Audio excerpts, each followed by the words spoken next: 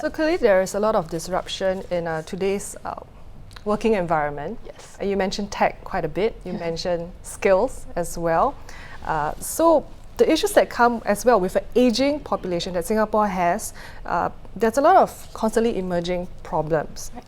And there's been calls for a ministry of aging, calls to set up this like so-called new ministry. So what exactly is that about and why did it come about? Right, so this Ministry of Aging suggestion actually came about from a senior research fellow at the Institute of Policy Studies. So it's just a suggestion at the moment, but the idea is that Singapore is actually having a growing reliance on older workers, and we have an aging workforce.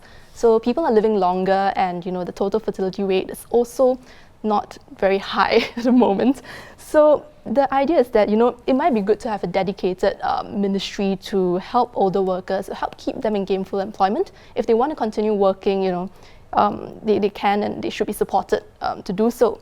So this ministry can deal with things like ageism and employment. It can help to bridge also this job skills mismatch that we are all kind of facing at the moment. So if professionals lose their jobs and if the industries get a bit disrupted, the sense is that such a ministry can actually maybe help to address older workers' concerns. Now to clarify, it's not that the government hasn't been doing anything, it's just that you were saying that so far the ministries have been working on their own policies, but they're hoping to set up a new ministry where everyone can kind of come together and be more cohesive, I understand? So is that right? If the Ministry of Aging, according to this report, suggestion in this report on the future workforce, if it does if it does get set up, it should work very closely with the education and the manpower ministries.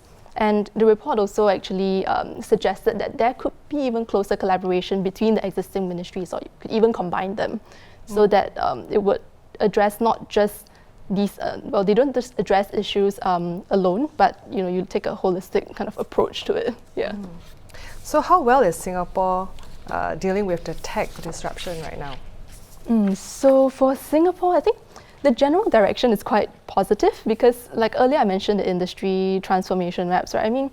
There are moves to help entire sectors kind of move on and move into the new economy. And we are also trying to, make it easier for workers. So I think now NTUC is trying to have this thing called Worker 4.0, where for different sectors or different types of workers, they actually say, okay, look, these are the skills you need. If you want to upgrade yourself for future jobs in your industry, go for these certain skills or these certain improvements, causes. So at the moment, they're still working it out as to what exactly is needed for each different industry. Okay. But I think the general direction is positive. Only issue is that implementation. It's harder, of course, to get companies on board and to help them make it a priority because of costs and because they would have to let go of these workers to let them be retrained. So time is needed as well. Yeah. Because earlier, it seems that a lot of the expectation is on the individual to upgrade themselves, but the organisation also has a part to play, right?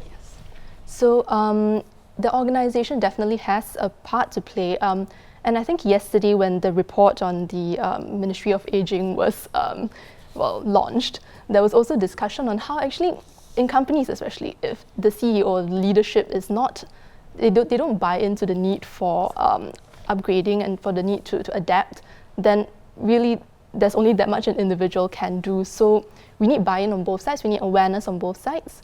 It's not just the individual's responsibility, of course. Yeah.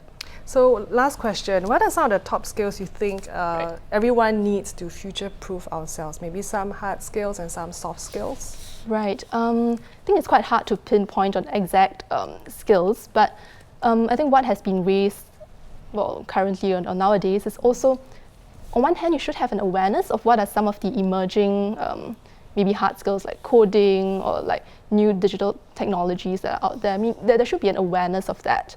But on the other hand, I think the jobs that are more resilient nowadays would also be maybe involving more people skills and more, communicative, things that are not just done by rote learning, things that cannot be automated. So I think when we think about how we can make our jobs more resilient, that's where we should go. Awareness and also, softer side of things. Yeah, the willingness to learn, right? Of course. Yeah. Thank you so much, Bei Yi. For more stories on Singapore's economy and business, do log on to straitstimes.com.